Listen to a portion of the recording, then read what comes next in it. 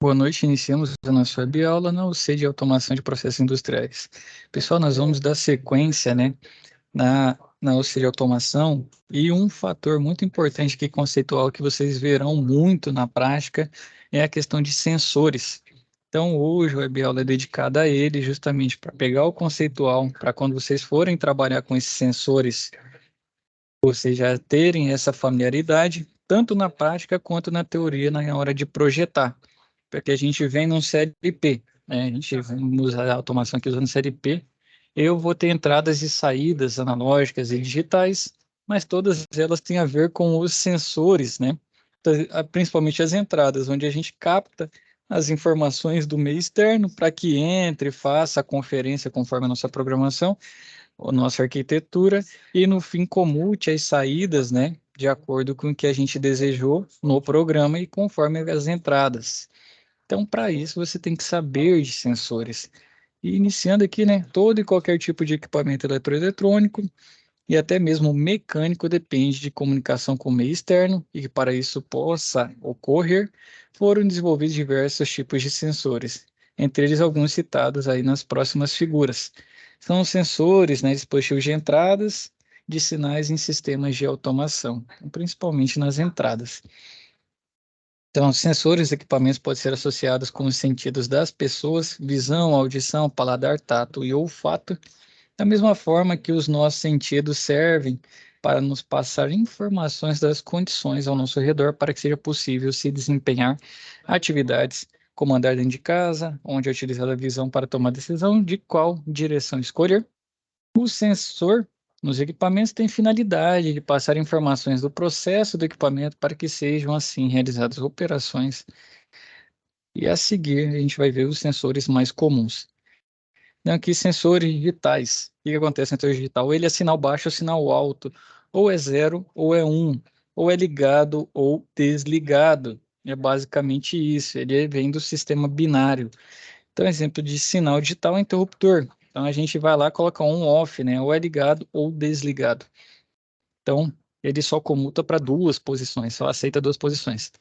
Esses sensores, né, os digitais, podem ser PNP ou NPN. O PNP, o sinal de saída é positivo, e nos sensores NPN, o sinal de saída é negativo. Isso é importante para quê? Para a gente converter. Exemplo, eu estou com um sensor que vai. Não, no caso aqui são digitais, ainda não, né? O sensor pode mandar o sinal tanto positivo quanto negativo conforme essa diferenciação, né? NPN, PNP. Então é muito importante observar essas informações, pois ela alterará a ligação do sensor no componente a ser acionado. Então tem que verificar isso. Então, conforme a ligação aqui, ó, o sensor, a ligação no K1, que é a nossa contactora, né? Do PNP, e o NPN, onde está ligado ele com relação à nossa contactora. Porque tem o polo, né, de 24 e o outro de 0 volts, seria o positivo não, fase o neutro, né, se for o caso.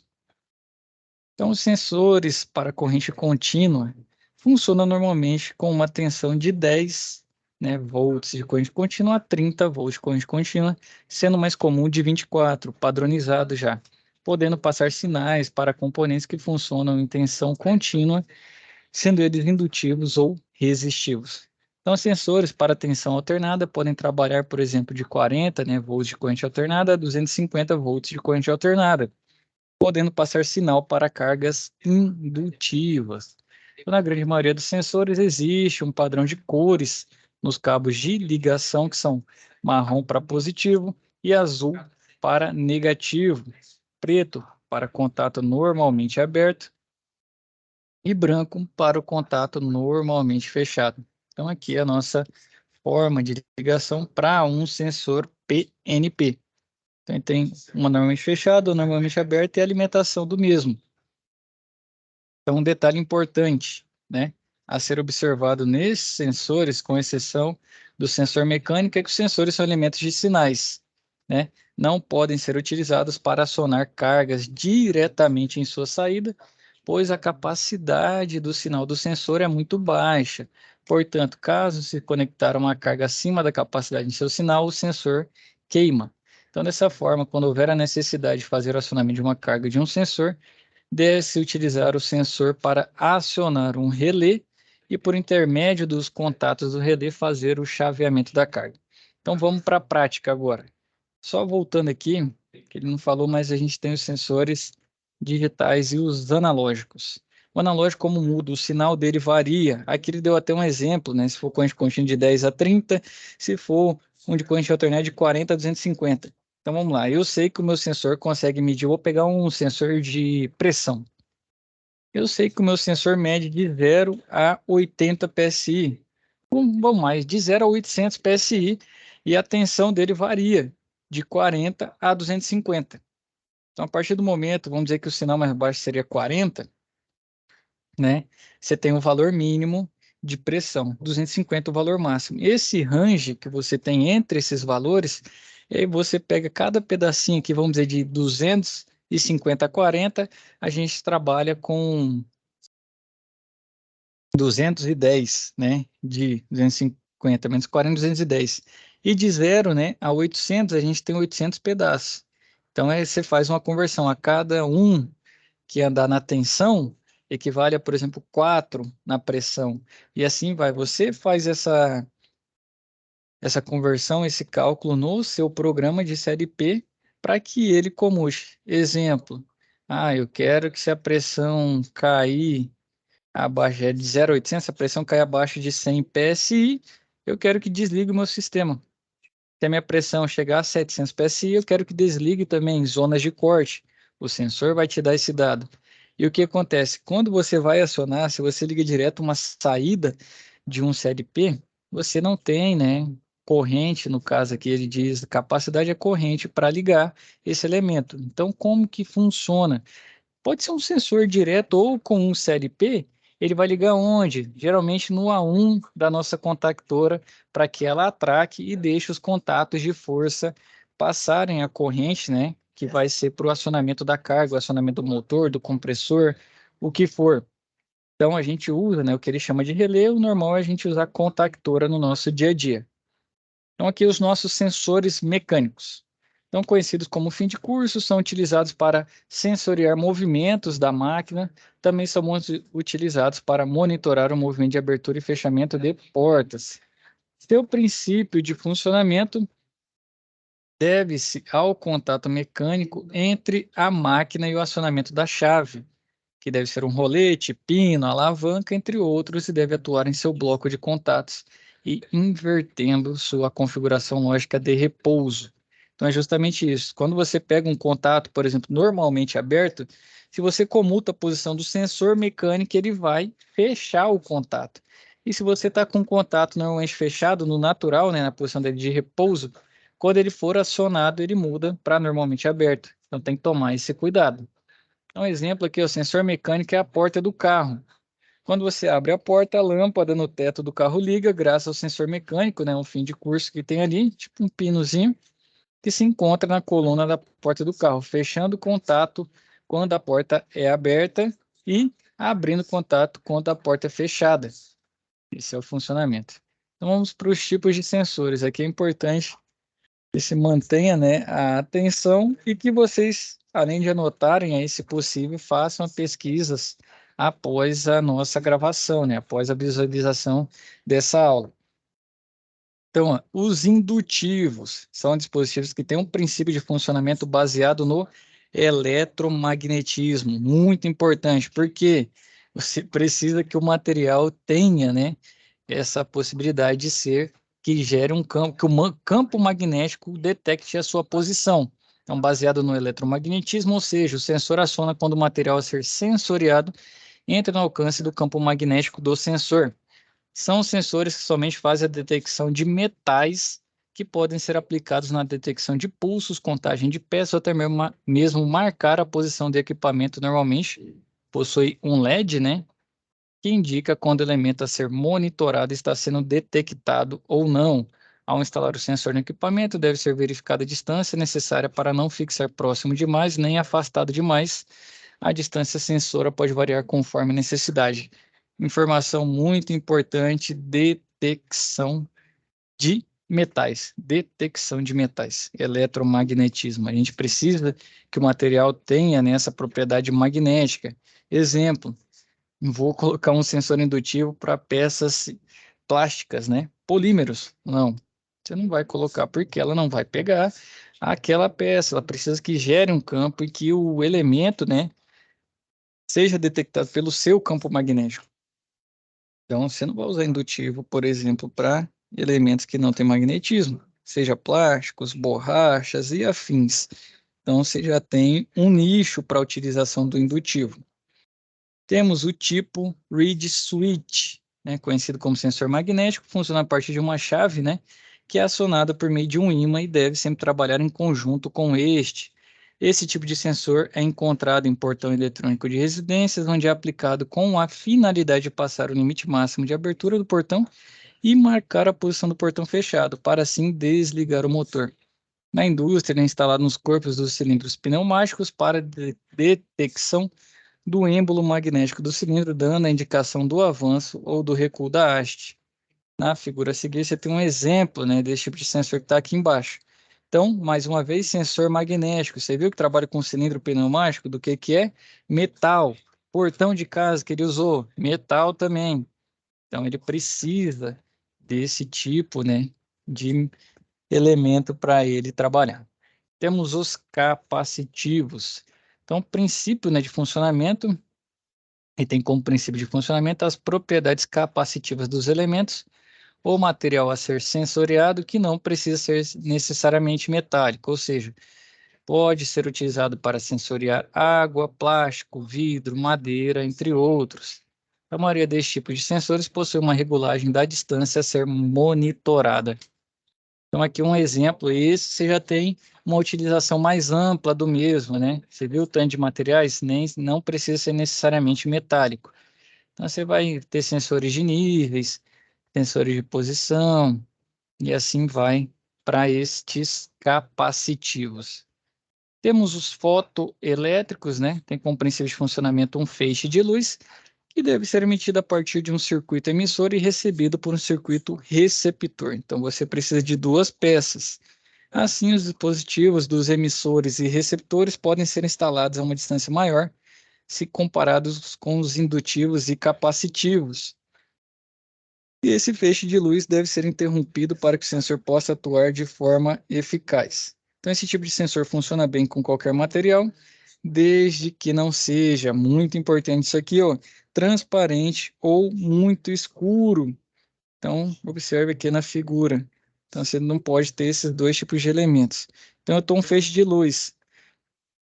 Exemplo, a porta do elevador, né? Eu vou usar de exemplo aqui que poderia ser esse tipo de sensor, né? Que no caso, né, ele vai emitir um feixe de luz, e se você tem uma pessoa passando, né, ele não fecha a porta, no caso.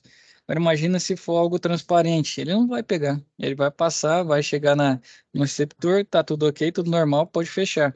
Portões também, né, cancelas, tem muito disso. Barreiras para proteção, né, de máquinas, também poderia ser dessa forma. Então, você toma esse cuidado para não ser elementos transparentes. Exemplo, vidro, né? Ah, vou colocar para detectar a passagem do vidro. Dificilmente você vai conseguir. Temos o fotoelétrico difuso, que é o barreira, né, composto por um emissor e um receptor. O emissor emite um sinal luminoso e o receptor recebe.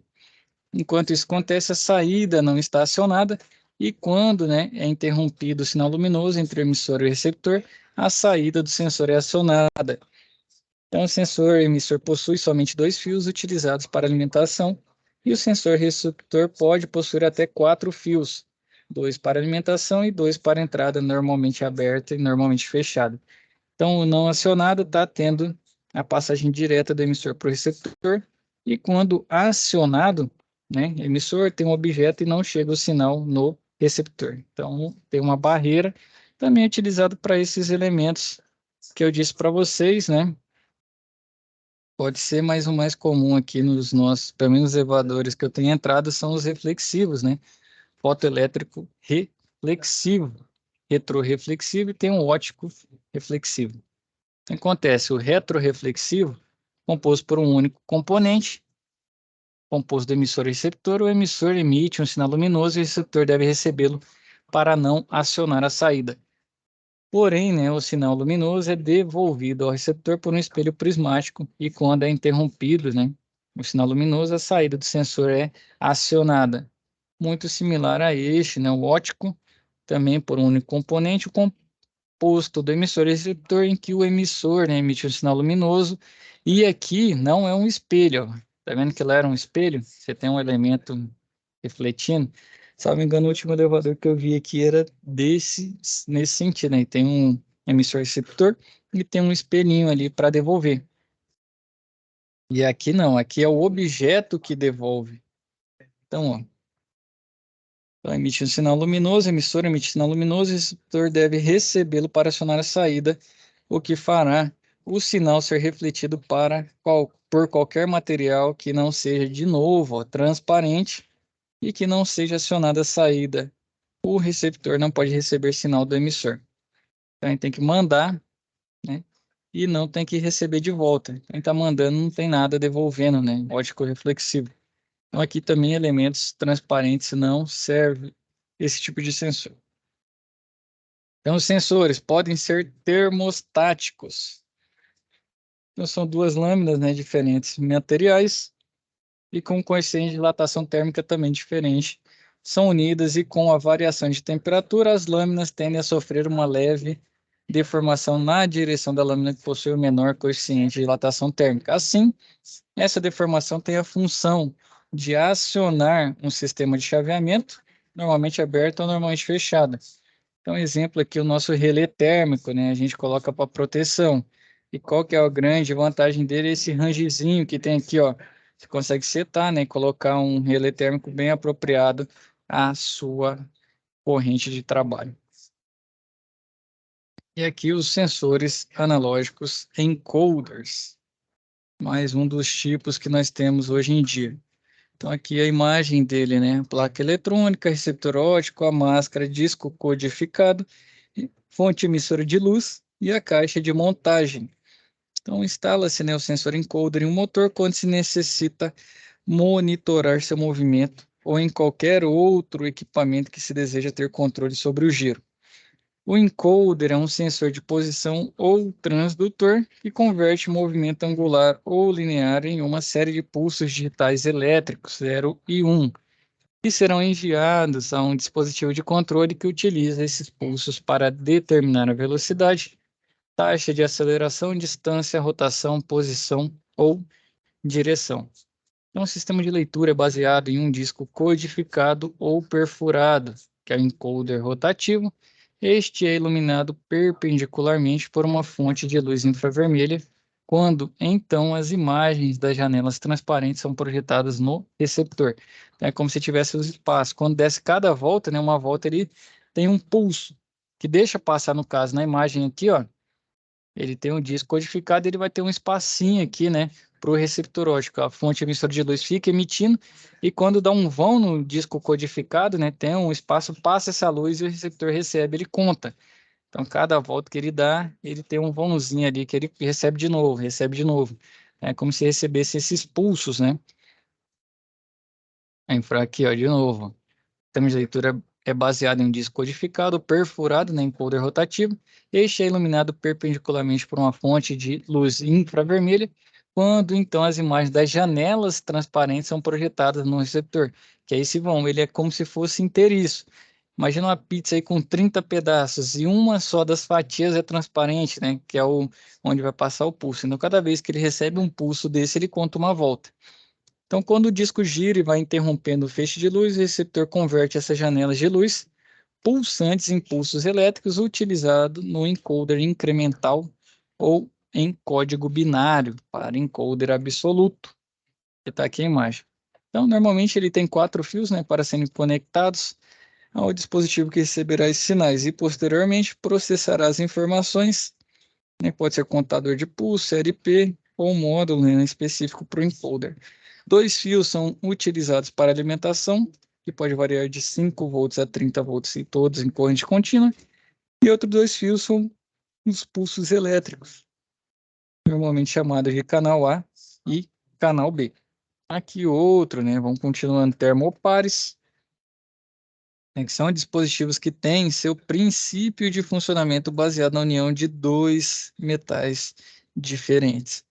Gera uma diferença de tensão em volts, né, proporcional à temperatura onde essa junção se encontra com a variação da temperatura.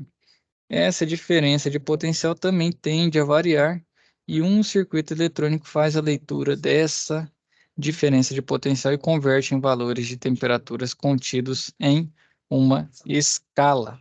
Então, termopar, a gente faz a leitura de temperatura. Temos os PT100 também, né? São termorresistores. Então, tem seu princípio de funcionamento baseado em uma resistência que sofre alterações lineares com a variação de temperatura e é construída de platina. Sua resistência é de 100 ohms a 0 graus. Então, são mais estáveis que os termopares. Um exemplo, né, em veículos, né, a aplicação do mesmo, que pode ser utilizado para informação da leitura do líquido de arrefecimento do carro. Temos o NTC e PTC, termistores, né? São dispositivos que têm seu princípio de funcionamento baseado na combinação metálica, como óxido de magnésio, níquel, cobre e cobalto. O NTC significa sensor com coeficiente de temperatura negativo, sua característica é de diminuir seu valor ôhmico com a elevação da temperatura. Então, são inversamente proporcionais. E o PTC, sensor, né, com coeficiente de temperatura positivo, e sua característica é de aumentar seu valor ôhmico com a elevação de temperatura, funcionando semelhante ao PT100, exceto pelo fato da elevação da resistência ôhmica seguir uma equação exponencial positiva. E aqui as imagens, né, do PTC e do NTC. Então, um vai diminuindo conforme a temperatura aumenta, e o outro aumenta a resistência conforme aumenta a temperatura. É importante saber disso para que você, na hora de executar a leitura e a programação do seu CLP, você tenha os dados sendo analisados de modo correto. Temos sensores de pressão, dispositivos que têm seu princípio de funcionamento baseado em uma equação física, em que a pressão é produto de uma força aplicada em uma área, ou seja, pressão igual a força sobre área. Pressão em Pascal igual força em Newton sobre área em metros quadrados. Para que essa unidade seja mensurada, foram desenvolvidos alguns sensores capazes de efetuar tal tarefa. Basicamente, sensores de pressão funcionam de duas formas: de conversão de pressão em uma força de deslocamento e conversão de força ou deslocamento em sinal elétrico. Alguns modelos são conhecidos como pressostados e outros são conhecidos como transdutores de pressão. Temos sensores de pressão membrana. O dispositivo tem seu princípio de funcionamento baseado em uma membrana flexível, em que de um lado da membrana se situa a pressão a ser mensurada e do outro lado da membrana a pressão de referência. A deformação dessa membrana acionará um bloco de contatos elétricos, assim pode-se, com o auxílio de relés, ligar ou desligar qualquer circuito elétrico. E sensores de pressão piezoelétricos, dispositivos que têm seu princípio de funcionamento baseado em um cristal de quartzo. Esse cristal, quando sofre alguma deformação nas suas dimensões, gera uma diferença de potencial nas suas faces. Esse tipo de sensor que a gente usa também no aqueles medidores de velocidade na rua. Você pode passar caminhando, você pode passar de bicicleta, ele não faz a medição, porque ele tem que sofrer um nível de pressão para que faça a sua medição. Por isso que você vai conseguir medir temperatura somente com carros, né, automóveis, com motos, caminhões e assim vai.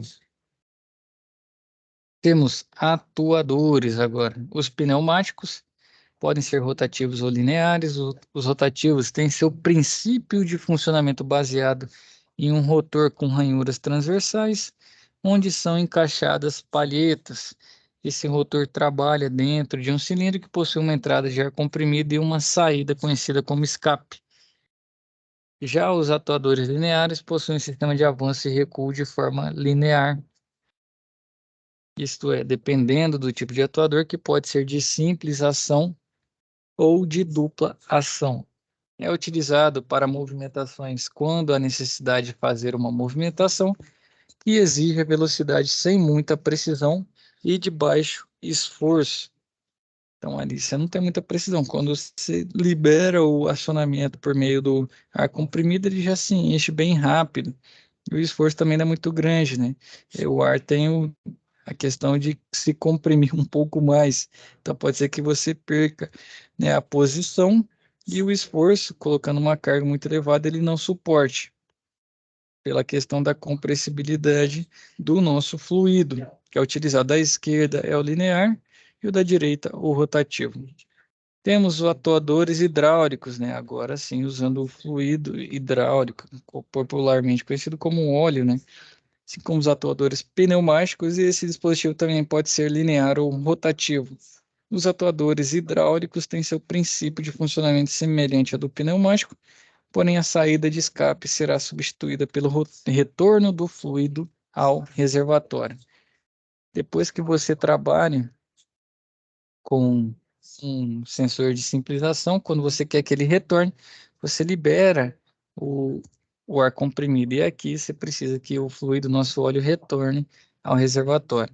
No sistema pneumático, você tem sempre um compressor fazendo esse trabalho de comprimir esse ar para alimentar, né, o seu sistema. No hidráulico aí já é diferente. A bomba bombeia óleo e você não fica gerando óleo o tempo inteiro. Então você precisa que esse circuito não tenha perdas para que ele opere sempre dentro do adequado.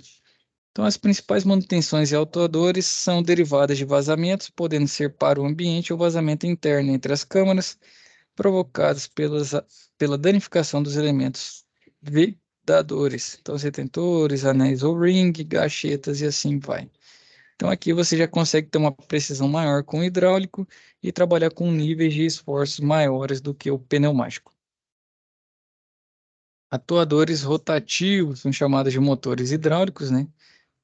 Que podem ter seu princípio de funcionamento baseado no rotor de palhetas, como o pneumático, mas podem ser de engrenagem, que tem seu funcionamento em um par, duas engrenagens paralelas, que são engrenagens instaladas dentro de uma caixa retangular onde o fluido em alta pressão, né, tem um óleo certo para isso, entra por um orifício que está em um lado da caixa, empurra dentro da engrenagem em um sentido rotacional pré-estabelecido, então esse fluido sai pelo orifício que está alojado no outro lado da caixa retangular.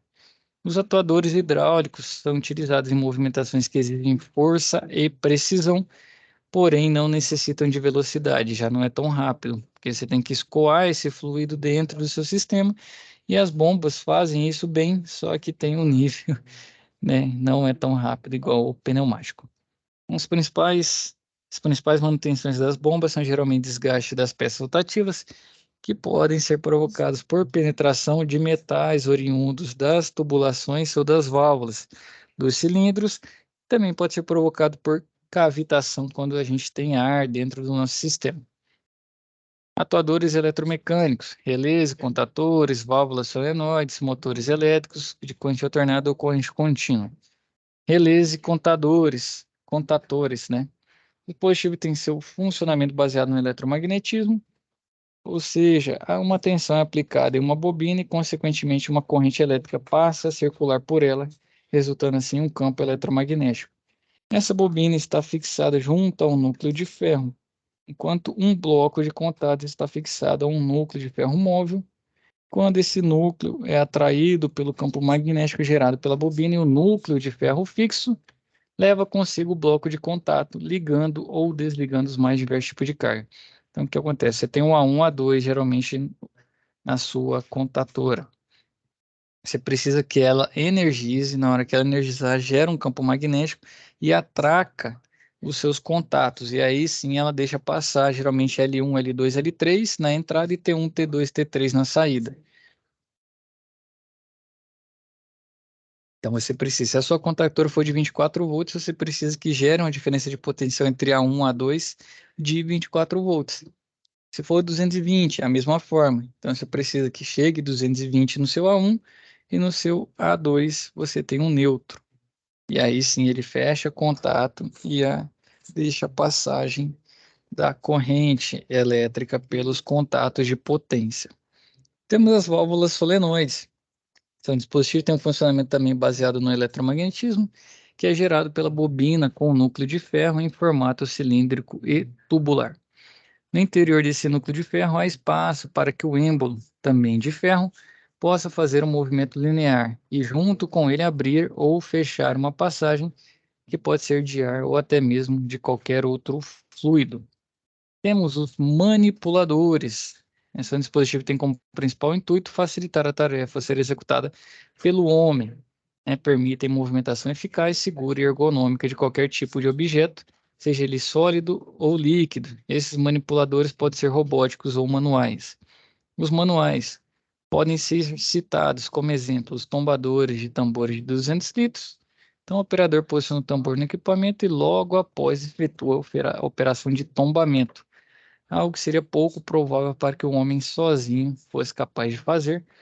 Então, com o auxílio de um manipulador, a adequada tarefa torna-se simples e segura. Outro exemplo do manipulador manual são os guinchos hidráulicos, ou popularmente conhecido como girafinhas, né? Girafas, utilizadas em oficinas mecânicas em manobras de peças com peso elevado. Em processos de precisão e agilidade, são utilizados braços robóticos para manipulação de peças e ferramentas, que é o que está na nossa figura a seguir. E temos também os servomotores, né? Parece um motor comum, porém é considerado uma máquina de corrente alternada síncrona. O estator é bobinado, não podendo ser ligado diretamente à rede elétrica trifásica, pois utiliza uma bobinagem especial confeccionada para proporcionar alta dinâmica ao sistema. Então, o fluxo eletromagnético só pode ser fornecido pelo servoconversor ou drive. Então, é um dispositivo que funciona em malha fechada e logo após receber um sinal elétrico de sua fonte, ele verifica qual o posicionamento angular de seu eixo e movimenta para a posição desejada. Tudo isso com os controles de torque, velocidade angular e sentido de rotação. O funcionamento deste servomotor é baseado em um sistema de malha fechada, ou seja, a rede elétrica alimenta o módulo de comando e controle. E a partir desse módulo, um cabo de comunicação do sensoriamento, que tem a finalidade de ligar o encoder ou resolver, sensor de posicionamento do servomotor, a um cabo de força que tem a finalidade de alimentar o motor. Os servomotores são largamente aplicados à área de robótica, principalmente pelos seus aspectos funcionais, como, por exemplo, alto torque dinâmico, alta precisão no controle da velocidade e mesmo em altas rotações, alta capacidade de sobrecarga mecânica, alta capacidade térmica, controle de torque com pequenas sobrecargas, operações suaves em baixas velocidades, precisão angular de aproximadamente 0,036 graus, tendo relação volume-potência, baixa manutenção e alto rendimento. Pessoal, hoje nós falamos aqui, né, resumidamente sobre cada um desses, principalmente dos sensores e os demais elementos, atuadores, servomotores, manipuladores. Mas o principal, quero que vocês revisem isso no nosso material. Por quê? Na hora de definir, por mais que você saiba programar, por mais que você conheça vários elementos na indústria, você precisa conhecer esses sensores para diagramar o seu programa. Então não tem jeito, não tem escapatória. A gente precisa conhecê-los e peço que vocês intensifiquem o estudo em cima deles, tá bom? Então a todo mundo, boa semana, bons estudos, fiquem com Deus e até a nossa próxima web aula.